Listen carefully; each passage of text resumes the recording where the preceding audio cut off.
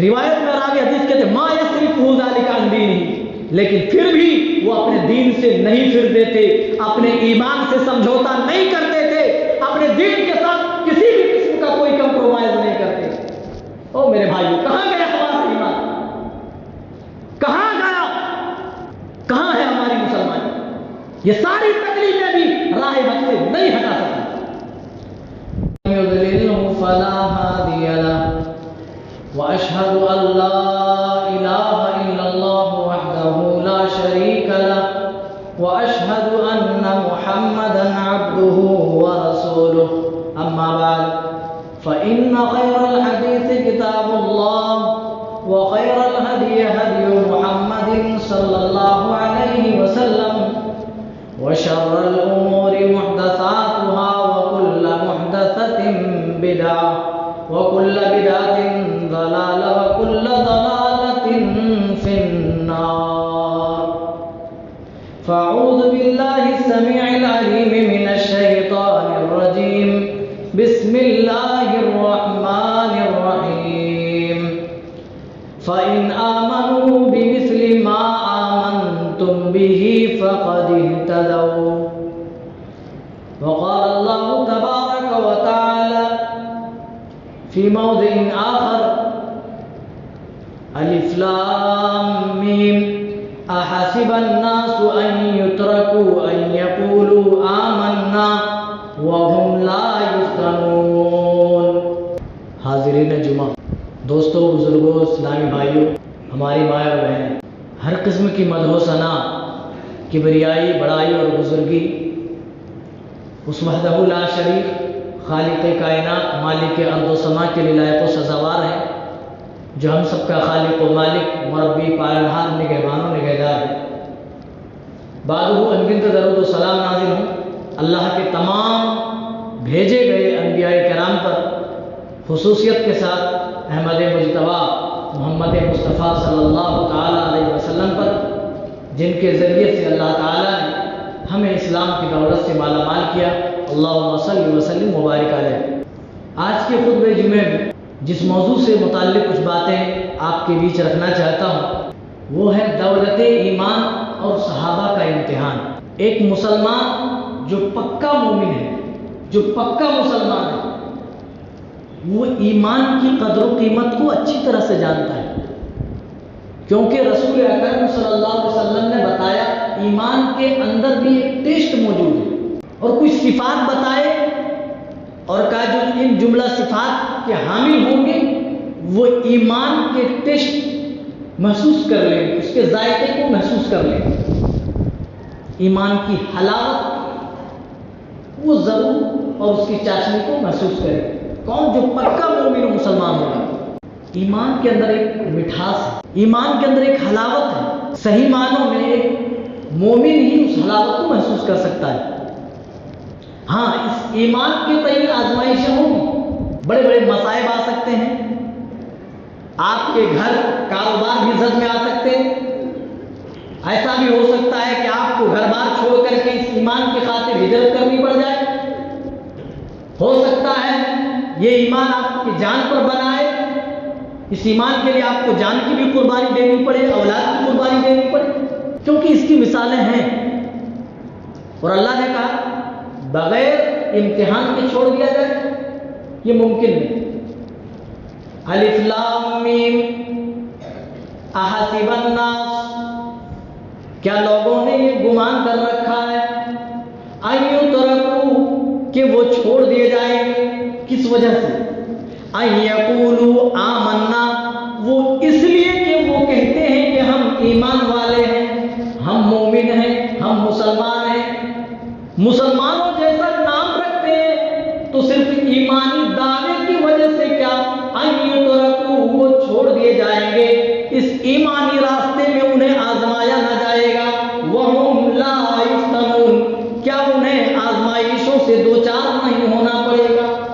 کیا لوگوں نے یہ سمجھ رکھا کہ انہیں صرف یہ کہہ دینے پر کہ ہم ایمان والے ہیں، مومن ہیں، مسلمان ہیں، چھوڑ دیا جائے؟ نہیں، اللہ کہتا ہے آزمائشیں ہوں۔ وَلَنَبْلُوَنَّكُمْ بِشَيْءٍ مِّنَ الْخَوْفِ، اللہ تعالیٰ کہتا ہم تمہیں ضرور بضرور آزمائیں گے، بہت ساری چیزوں سے آزمائشیں ہوں گی، بھوک و پیاس کی آزمائشیں ہوں گی، کاروبار میں گھاٹا دے کر ہم آزمائیں گے، خوف اور ڈر دے کر کے بھی ہم تمہیں آزمائیں گے، اور کبھی جان کی بھی باری آ سکتی ہے، ہلاکت کی باری آ سکتی ہے کہ اس کے بارے میں بھی تم آزمائے جاؤ۔ وَبَشِّرِ الصَّابِرِينَ، لیکن جو اس پر صبر کر لے تو اللہ تعالیٰ فرماتا ہے صبر کرنے والوں کے لیے بشارت سنائیں۔ آزمائش نبی کے صحابہ جانتے ہیں ایمان لانے کی بنیاد پر کتنے بڑے بڑے مسائل سے گزرتے رہے، کتنی بڑی بڑی مصیبتیں وہ جھیلتے رہے، تکلیفیں برداشت کرتے رہے، ہم نہیں محسوس کر سکتے۔ حضرت بلال ہی کو لے لیجیے، ایک غلام ہے، امیہ بن خلف کے غلام ہے، امیہ بن خلف قریشی سردار ہیں اور ان کے غلام حضرت بلال ہیں۔ ان کو سزا دینے کے لیے امیہ کبھی کپڑے اتروا کر عرب کی تپتی ہوئی ریتیلی زمین پر لٹا دیتا، اوپر سے سینے کے اوپر بھاری چٹان بھی رکھ دیا جاتا تھا تاکہ بلال کروٹ نہ لے سکے، کوئی آرام و راحت محسوس نہ ہو۔ جرم کیا تھا؟ صرف ایمان، اور کوئی جرم نہیں۔ بھاری چٹان رکھ دیا جاتا، امیہ کبھی لڑکوں کے حوالے کر دیتا، لڑکے حضرت بلال کی گردن پر رسی ڈال کر گھاٹیوں میں گلیوں میں گھسیٹتے پھرتے، شام ہوتی پیروں کے اندر بیڑیاں ڈال دی جاتی اور کوڑوں کے ذریعے سے حضرت بلال کی پٹائی کی جاتی۔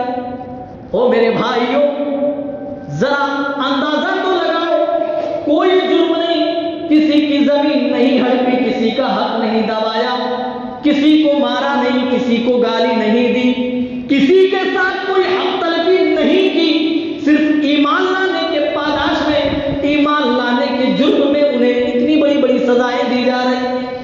کبھی مارا جا رہا ہے، کبھی تپتی ہوئی دھوپ میں لٹا دیا جا رہا ہے، کبھی گلے میں رسی ڈال کر گھسیٹا جا رہا ہے، اور حضرت عمر بن عاص کہتے ہیں میں نے بلال کو عرب کی تپتی ہوئی ریت پر اس طرح لیٹے ہوئے دیکھا، اتنی زیادہ دھوپ سخت تھی کہ حضرت بلال کے جسم کے اوپر اگر گوشت کا ٹکڑا بھی رکھ دیا جاتا تو وہ گوشت کا ٹکڑا بھی منٹوں میں جل بھون کر خاک ہو جاتا۔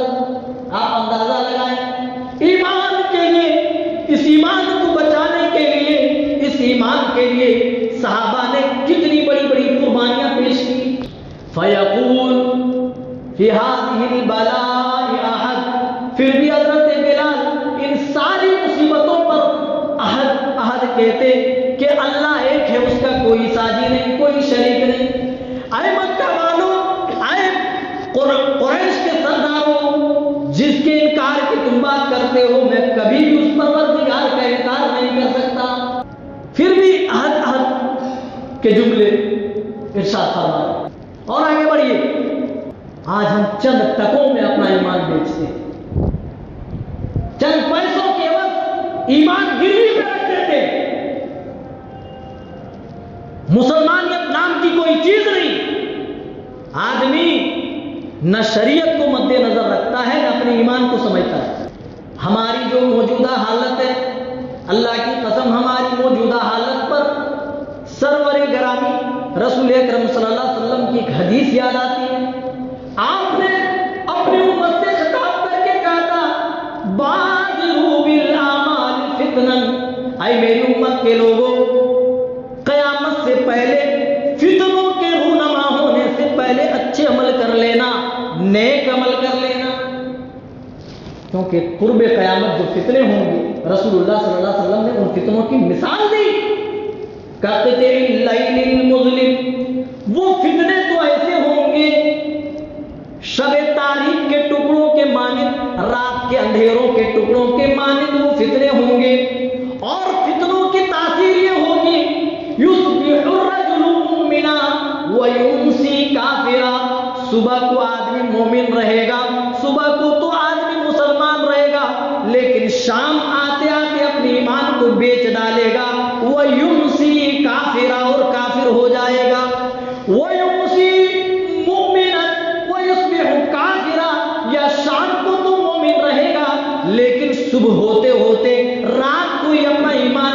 دے گا اور صبح کرتے کرتے اس حالت میں وہ صبح کرے گا کہ وہ کفر کی حالت میں ہوگا، وہ صبح ہوتے ہوتے کافر ہو جائے گا۔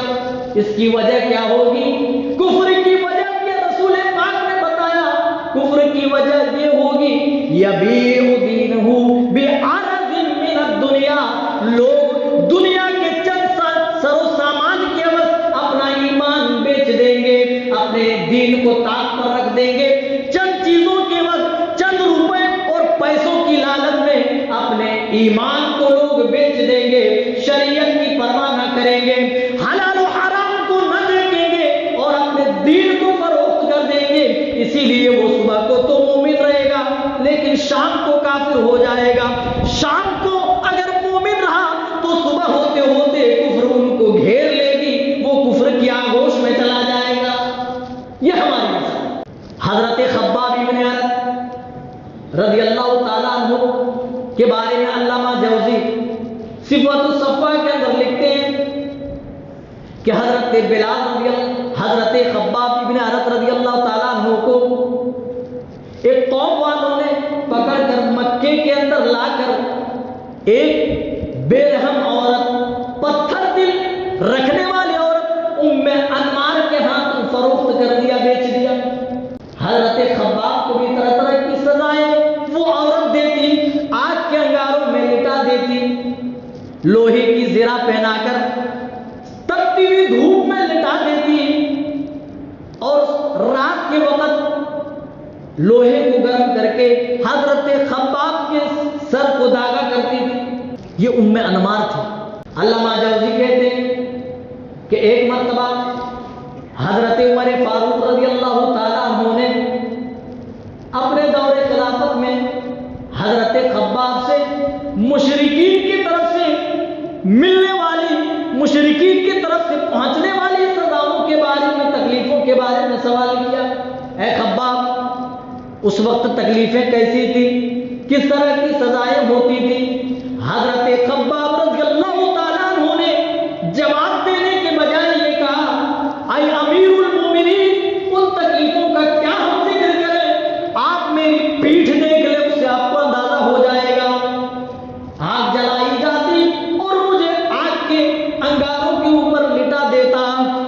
حضرت خباب بھی بیان کرتے ہیں، اے امیر المومنین، آگ جب انگاروں میں تبدیل ہو جاتی، جب جوش مارنے لگتی، مجھے آگ کے اوپر لٹا دیا جاتا تھا اور آگ بھڑکتی رہتی اور آگ کے اندر میں چلتا رہتا، کوئی اور چیز نہ تھی جو اس آگ کو بجھا سکے سوائے میرے جسم کی چربی کی۔ میری پیٹھ سے جو چربی نکلتی، آگ میں گرتی، اس کی وجہ سے کبھی کبھار آگ بجھ جایا کرتی تھی۔ اس طرح کی تکلیفیں۔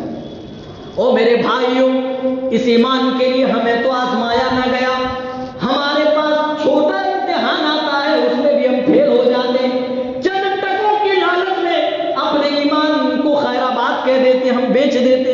ذرا اندازہ لگاؤ، خباب سے تو پوچھو، اے خباب تیرے دل میں کون سا ایمان موجود تھا؟ حضرت بلال سے پوچھنے کی جرات کرو کہ اے بلال، تم نے کیسا ایمان پایا تھا؟ ایمان کی حلاوت تم نے کس قدر محسوس کی تھی؟ آج ہم اس حلاوت کو کیوں نہیں محسوس کر پا رہے؟ اے خباب، وہ کون سا ایمان تھا جو تم نے جس کا ٹیسٹ، جس کا مزہ چکھ لیا تھا، وہ آج اس ایمان کا مزہ ہمیں کیوں نہیں آ رہا ہے؟ اللہ کی قسم، خود گریبانوں میں جھانکو، دل کے کونے سے خود جواب ملے گا۔ تمہارے حرام خوری کی وجہ سے، تمہارے غلط کام کرنے کی وجہ سے، شریعت کے خلاف جانے کی وجہ سے تمہارے دل کے اندر پردے پڑ گئے، تمہارے دل کالے پڑ چکے ہیں، اسی لیے تمہیں ایمان کی حلاوت محسوس نہیں ہو رہی ہے۔ ورنہ آج بھی آدمی اگر ایمان پہ ڈٹ جائے، اللہ کے احکام کی پابندی کرے، تو ایمان کا ٹیسٹ اور اس کا مزہ پالے گا۔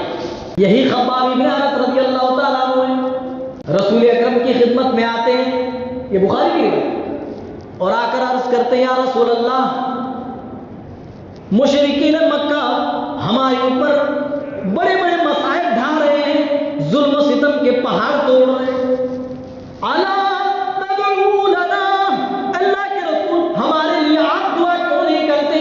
الا تستنصر لنا، آپ ہمارے لیے مدد کیوں نہیں کرتے؟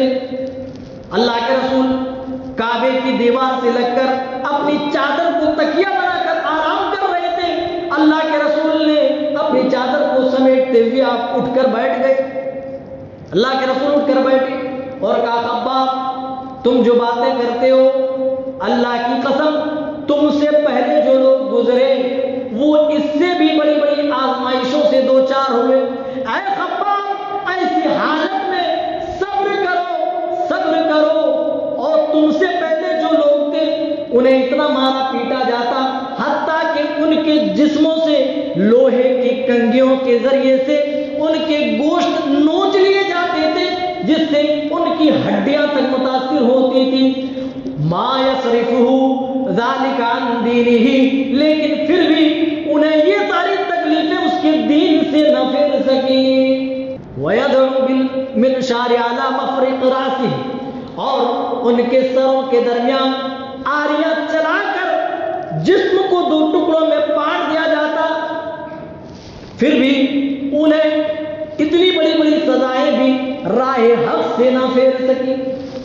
ما یصرفہ ذالک عن دینہ، یہ بڑے بڑے مصائب ان پر ڈھائے گئے حتیٰ کہ لوہے کی کنگھیوں سے گوشت نوچے گئے، گڈھوں میں ڈال کر ان کے سروں کے بیچوں بیچ آریاں چلا کر جسم کو دو ٹکڑوں میں بانٹ دیا گیا.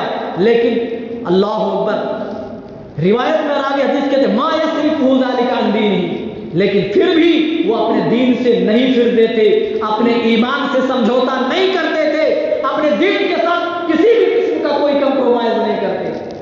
او میرے بھائیو، کہاں گیا ہمارا ایمان؟ کہاں گیا؟ کہاں ہے ہماری مسلمانی؟ یہ ساری تکلیفیں بھی راہ حق سے نہیں ہٹا سکتی. لَيُتِمَّنَّ اللَّهُ هَذَا الْأَمْرَ، اللہ کے رسول پھر آگے کہتے اے خباب صبر کرو، اللہ تعالیٰ اس امر کو ضرور مکمل کرے گا، اس دین کو غلبہ ضرور دے گا. اور دین کو جب غلبہ حاصل ہو جائے گا، رسول اکرم صلی اللہ علیہ وسلم نے فرمایا وَيَسِيرُ الرَّاكِبُ، ایک سفر کرنے والا آدمی سفر کرے گا من صنعاء الى حضرموت، حضر موت تک سفر کرے گا. ما یخاف الا اللہ، اس کے دل میں سوائے اللہ کے کسی کا خوف نہیں ہوگا. صبر کرو. لَيُتِمَّنَّ اللَّهُ هَذَا الْأَمْرَ، اس دین کو ضرور اللہ تعالیٰ غلبہ عطا کرے گا. اور جب غلبہ ملے گا تو اس قدر خوشحالی ہوگی کہ آدمی کے دل میں اللہ کے علاوہ کسی دوسرے کا ڈر نہیں. او میرے بھائی، یہ واقعات میں اس لیے لاتا ہوں تاکہ ہم اپنے ایمان کو فروخت نہ کریں، ہم اپنے ایمان کو چھوٹی چھوٹی چیزوں کی عوض نہ بیچیں، ایمان کی قدر و قیمت جانیں. آج ہماری قوم کی بیٹیاں پیار اور محبت کے نام پر آج دیکھیں ہندوستان کے اندر کیا کچھ نہیں ہو رہا ہے، کیا کچھ نہیں ہو رہا ہے. آج اپنا ایمان بیچ رہی ہے، فروخت کر رہی ہے. اس کے ذمہ دار کون ذمہ دار ہے؟ مسلمان ذمہ دار ہیں. ان کی بڑی بڑی شادیاں ہوتی، شادیوں کے اخراجات دیکھ لیجئے، ہوش ٹھکانے آ جائیں گے. بڑے بڑے ہال بک کیے جاتے ہیں، ہر قسم کے انواع و اقسام کے کھانے ہوتے ہیں اور زیورات ہوتے ہیں، بے شمار جوڑے کپڑے ہوتے ہیں. شادی کو اتنا مشکل بنا دیا کہ آج مسلم بچیاں، مسلم لڑکیاں غیر مسلموں کے ساتھ آج اپنے ایمان کا سمجھوتا کر رہے ہیں. انہیں بھی ایمان کی قدر و قیمت بتانے کی ضرورت ہے. حضرت سمیہ رضی اللہ تعالیٰ عنہ سے پوچھو، وہ بھی ایک عورت تھی، ان کو مارا گیا، پیٹا گیا، ہر طرح کی پریشانیاں دی گئی، ہر طریقے سے مصیبتیں ان کے اوپر ڈھائی گئی، لیکن حضرت سمیہ پھر بھی اپنے دین سے کبھی بھی سمجھوتا نہیں کرتی. حضرت سمیہ کے نازک حصوں میں حتیٰ کہ شرمگاہ میں نیزہ مارا گیا، لیکن حضرت سمیہ پھر بھی اللہ کے دین کو چھوڑ کر کبھی بھی انہوں نے کوئی کمپرومائز نہیں کیا. ابو جہل تو آگے بڑھ رہا تھا، اے سمیہ اب تو کیا کہتی ہے؟ تو کہتی ہے اگر محمد کے رب کا انکار کر دے، تو کہتی ہے محمد کا انکار کر دے تو میں تمہیں چھوڑ دوں گا اپنی جان بچانے کے لیے. کون سی بڑی بات ہے، انکار کر دے.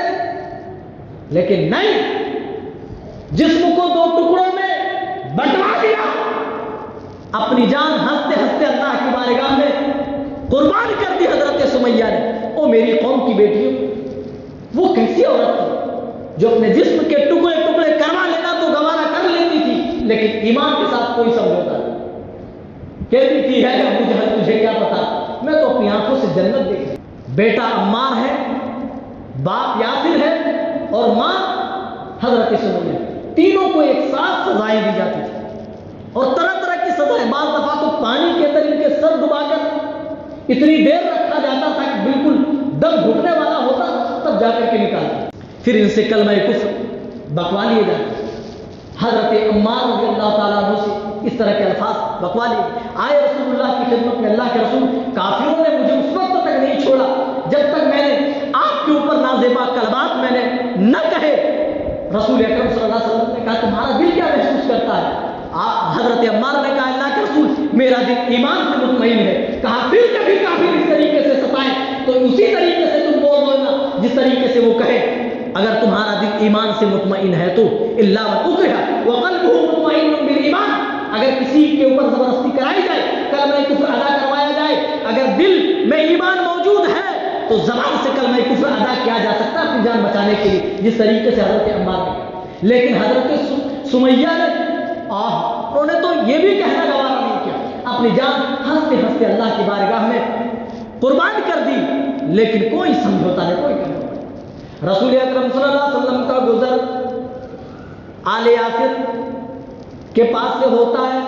آپ عمار یاسر اور سمیہ کو عذاب میں گرفتار دیکھتے ہیں. رسول اکرم صلی اللہ علیہ وسلم انہیں صبر کی تلقین کرتے. صبر آل یاسر فإن موعدکم موعدکم الجنہ. اے یاسر کے خاندان والو صبر کرو تم سے جنت کا وعدہ کیا جا رہا ہے تم سے جنت کا وعدہ کیا جا رہا ہے. یعنی رسول اکرم صلی اللہ علیہ وسلم نے آل یاسر کا لفظ استعمال کر کے یہ بتا دیا اے یاسر کے خاندان والوں دوسرے صحابہ تو آئیں گے ابو بکر آئیں گے جنت میں جائیں گے عمر آئیں گے جنت میں جائیں گے عثمان آئیں گے جنت میں جائیں گے علی طلحہ زبیر خالد بن ولید اور اس جیسے صحابہ آئیں گے جنت میں جائیں گے. لیکن آل یاسر اے آل یاسر تم ایسے لوگ ہو ایمانی راستے میں تمہیں اس طرح ستایا گیا تم نے اس طریقے سے قربانیاں دی کہ تم ایک ساتھ جنت کے اندر جاؤ گے. اس لیے صبر اے یاسر کے خاندان والوں صبر کرو تم ایک ساتھ جنت کے اندر جاؤ گے. میرے بھائیوں وہ کون سی چیز تھی جو انہیں صبر پر آمادہ کرتی؟ یہی ایمان کی حلاوت جو آج ہمارے یہاں سے ختم ہو چکا ہے. چلیے اور آگے بڑھتے ہیں 2-3 اور واقعات لیتے ہیں بات ختم کرتے ہیں بات لمبی ہو جائے گی. جمعہ کا وقت بڑا مختصر ہوتا ہے. حضرت فقیہہ یہ بھی امیہ کے غلام تھے بلال کی طرح ان کو بھی مارا گیا ان کو بھی پریشان کیا گیا. ایک مرتبہ ان کے پیر میں رسی باندھ کر کے امیہ گھسیٹتے ہوئے باہر لے گئے اور گردن اتنی زور سے دبایا حضرت فقیہہ کی زبان باہر نکلی. اور یہ صرف نہیں کہ غلاموں کے ساتھ یہ معاملہ ہوتا تھا نہیں ایمان لانے والا اگر مشرکین کے بڑے قریبی کیوں نہ ہو ان کو بھی اس طریقے سے سزائیں دیتے تھے. سہیل بن عمر قریشی سردار ہے ان کے 2 بیٹوں نے اسلام قبول کیا ابو جندل اور عبداللہ نے. جب سہیل بن عمر کو پتا چلا کہ میرے 2 بیٹوں نے اسلام قبول کر لیا پیروں کے اندر رسی باندھ کر دونوں بیٹوں کو قید تنہائی میں ڈال دیا. سال سال قید و بند کی سہولتیں دونوں بیٹے جھیلتے رہے. آپ اندازہ لگائیں اور بے شمار صحابہ ہیں. عبد العزا جس کا نام ایمان لانے کے بعد عبداللہ پڑا اپنے چچا سے کہتے ہیں میرے چچا میں محمد رسول اللہ صلی اللہ علیہ وسلم کے پاس جا رہا ہوں میں ایمان قبول کر لیا میں نے بہت پہلے ایمان قبول کر لیا ہے بس آپ کے انتظار میں تھا کہ آپ ایمان کی دولت قبول کریں اور ایک ساتھ ہم رسول صلی اللہ علیہ وسلم سے جا کر ملاقات کریں. لیکن آپ ایمان قبول کرنے والے نہیں ہمیں معلوم ہو گیا اس لیے آپ مجھے اجازت دیجیے میں رسول کے پاس میں جانا چاہتا ہوں. کہا کیا کہا یہ بات ہے یہ ساری چیزیں جن کا تم نے استعمال کیا اور تم کر رہے ہو میری دی ہوئی ہیں واپس کرو. ساری چیزیں واپس ہی نہیں بلکہ جسم کے اندر جو کپڑے تھے وہ کپڑے تک ان کے چچا نے اتروا لیے کہ یہ کپڑے میں نے دیے کپڑے اتار دے. کپڑے اتروا لیے گئے کپڑے تک. ان کی ماں نے ترس کھاتی ایک چادر دی چادر کے 2 ٹکڑے کیے عبداللہ نے اور ایک ٹکڑا تہمت بنا لیا دوسرا ٹکڑا کندھے پہ لپیٹ لیا اور اسی حالت میں مدینہ کی طرف روانہ ہو گئے. تنہا صلی اللہ علیہ وسلم کے پاس آتے ہیں. رسول اکرم صلی اللہ علیہ وسلم نے 2 کپڑوں میں دیکھا, انہیں ذوالبجادین کے لقب سے ملقب کیا, یعنی 2 کپڑوں والا. اور ایک صحابی ہیں, بر وقت نام بڑے مشہور صحابی ہیں, لیکن نام بر وقت یاد نہیں آ رہا ہے. بڑے ناز و نام میں, امیر گھرانے کے تھے, بڑے ناز و نام میں پلے, اعلیٰ قسم کی خوشبو لگاتے تھے. ان کے کپڑے باہر سے آتے تھے, دوسرے ممالک سے, ایران اور حبش سے بن کر کے آتے تھے. اعلیٰ قسم کی خوشبو, لوگ سمجھ جاتے تھے کہ فلاں شخص کا گزر ہوا ہے. لیکن ایمان کی دولت جب قبول کر لی, وہی صحابی ہیں جی جن کے انتقال کے بعد کفن اتنا چھوٹا پڑ گیا کہ سر ڈھانپتے تو پیر کھل جاتے, پیر ڈھانپتے تو سر کھل جاتا. رسول اکرم صلی اللہ علیہ وسلم نے سر ڈھانپنے کا حکم دیا اور پیر میں کہا کہ گھاس میں ڈال دو. جانتے ہیں اتنے ناز و نام میں پلا ہوا بندہ, ایک امیر گھرانے کا بندہ, خوشحال گھرانے کا بندہ, ایمان کی دولت جب قبول کرتا ہے, اس ایمان کی دولت کو پانے کے لیے دنیا کی ساری دولتوں کو ٹھکرا دیتا ہے. ان کے گھر والوں نے قید و بند کی سہولتیں دی, بہت دنوں تک بند کر کے رکھا ایک اندھیری کوٹری میں, لیکن پھر بھی ایمان کا دامن نہ چھوڑا. گھر والوں نے دیکھا کہ پھر بھی ایمان نہیں چھوڑ رہے, مجبوراً گھر سے باہر نکال دیا, ایک ٹاٹ پہنے ہوئے, اسی حالت, اسی بے سر و سامانی میں. جانتے ہیں حبشہ کی طرف ہجرت کرتے ہیں. اللہ اکبر. حبشہ ہجرت کرنے والے وہ صحابہ تھے جن کو مشرکین بہت زیادہ ستاتے تھے.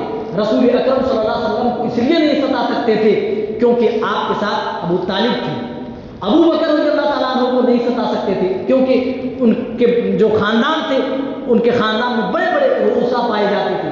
لیکن جو کمزور طبقے کے لوگ تھے ان کو اسی طریقے سے مارا جاتا, پیٹا جاتا. لیکن کبھی بھی انہوں نے اپنے ایمان کے ساتھ کوئی کمپرومائز نہیں کیا, جس طرح آج ہم کر رہے ہیں. ضرورت ہے سمجھنے کی ایمان کی حلاوت کیا ہے, ایمان کی قدر و قیمت کیا ہے. جانتے ہوئے ایمان کی دولت کو بچائے رکھنے کے لیے اللہ سے توفیق مانگیں. اللہ تعالیٰ ہمیں جب تک زندہ رکھ اسی ایمان کے ساتھ ثابت رکھ. اے اللہ جب موت آئے تو اس حال میں کہ ہمارے دل میں مکمل ایمان موجود ہو. آمین. تقبل یا رب العالمین. بارک اللہ لنا ولکم فی القرآن العظیم ونفعنا وإياكم بالآیات والذکر الحکیم. انہ تعالی جواد کریم ملک الرؤوف الرحیم.